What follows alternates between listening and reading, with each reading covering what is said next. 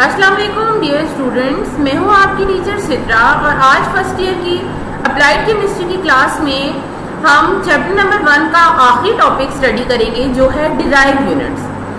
अगर आपको याद हो तो पिछली क्लास में हमने सिस्टम इंटरनेशनल के बेस यूनिट्स को डिस्कस किया था और हमने ये देखा था कि ये जो सिस्टम इंटरनेशनल है ऐसा ही सिस्टम है डिफरेंट यूनिट्स का।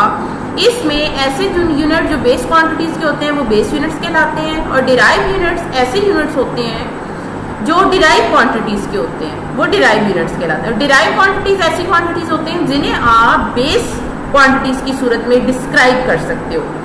फॉर एग्जाम्पल जैसे वॉल्यूम है, डेंसिटी है, ये डिराइव क्वांटिटीज है, तो इनके जो यूनिट्स होंगे वो क्या कहलाएंगे? डिराइव यूनिट्स कहलाएंगे। डिफरेंट अब डिराइव क्वांटिटीज और इनके यूनिट्स को हम स्टडी करेंगे। सबसे पहला है हमारे पास volume. The space occupied by a body is called volume. कोई भी बॉडी, कोई भी जिस्म जितनी जगह घेरता है वो उसका हुजम कहलाता है, उसका वॉल्यूम कहलाता है और इसका यूनिट क्यूबिक मीटर होता है। वॉल्यूम जो है ये हमारे पास इसका फॉर्मूला है length multiplied by width multiplied by height. और अगर इन तीनों को आप मल्टीप्लाइड लेंथ, विड्थ और हाइट तीनों मीटर में मेजर की जाती है और 3 मीटर को आप मल्टीप्लाई करो तो इसका यूनिट बन जाएगा मीटर क्यूब। इसके डिफरेंट सब यूनिट्स भी हैं। 1 डेसीमीटर क्यूब जो होता है ये 0.1 मीटर क्यूब के बराबर होता है। 1 सेंटीमीटर क्यूब 0.01 मीटर क्यूब के बराबर होता है।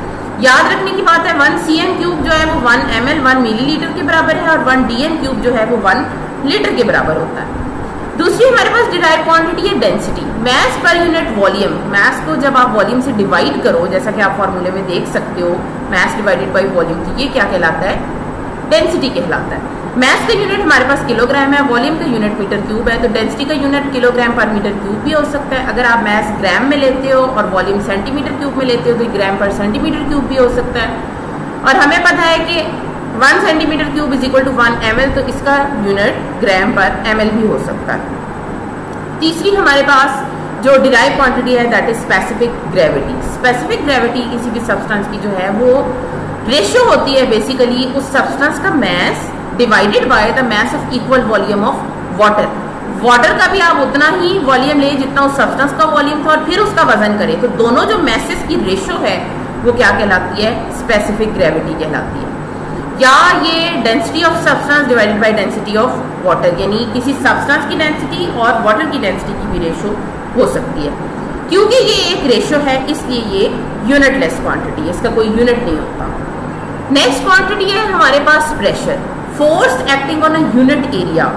कोई भी एरिया अगर आपके पास 1 मीटर स्क्वायर है या 1 सेंटीमीटर स्क्वायर है तो उसके ऊपर कितनी फोर्स लग रही है, ये चीज क्या कहलाती है? प्रेशर कहलाती है।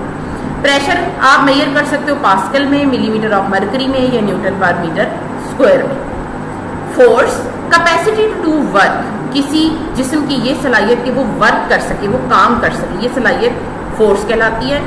इसका यूनिट जो है वो न्यूटन है और इसे आप डिफाइन कर सकते हो कि 1 न्यूटन जो है वो एक ऐसी फोर्स होती है जो किसी बॉडी जिसका वजन 1 किलोग्राम हो और उसे 1 मीटर पर सेकंड स्क्वायर के रेट से उस पर लग रही हो, तो 1 newton is equal to 1 kilogram metre per second square. अगली क्वांटिटी है हमारे पास क्वांटिटी ऑफ इलेक्ट्रिसिटी, जिसे इलेक्ट्रिक चार्ज से जाहिर किया जाता है। डिराइव क्वांटिटी, जो डिराइव यूनिट है क्वांटिटी ऑफ इलेक्ट्रिसिटी का, वो हमारे पास कूलम है। हमें पता है कि जो चार्ज होता है वो करंट और टाइम का प्रोडक्ट है, यानी Q is equal to I multiplied by T। Charge का यूनिट ये कूलम है, करंट हम एम्पियर में मेजर करते हैं और टाइम जो है वो सेकंड है, तो इसलिए हम लिख सकते हैं कि coulomb is equal two ampere multiplied by second. What is standard unit? Standard unit क्या होता है? स्टैंडर्ड यूनिट एक ऐसा यूनिट होता है जिसका साइज, जिसकी वैल्यू इंटरनेशनली एग्री की हो। जैसे 1 मीटर है ना, तो 1 मीटर का साइज एग्रीड है। जिस तरह 1 फीट है तो 1 फीट में हमेशा 12 इंचेस या 30 सेंटीमीटर होते हैं, तो ये एक स्टैंडर्ड यूनिट है। स्टैंडर्ड यूनिट बेस यूनिट भी हो सकता है और डिराइव यूनिट भी हो सकता है। फॉर एग्जाम्पल किलोग्राम जो है वो स्टैंडर्ड यूनिट है मीटर का। उम्मीद करती हूँ कि आपको आज का लेक्चर अच्छे तरीके से समझ आया होगा।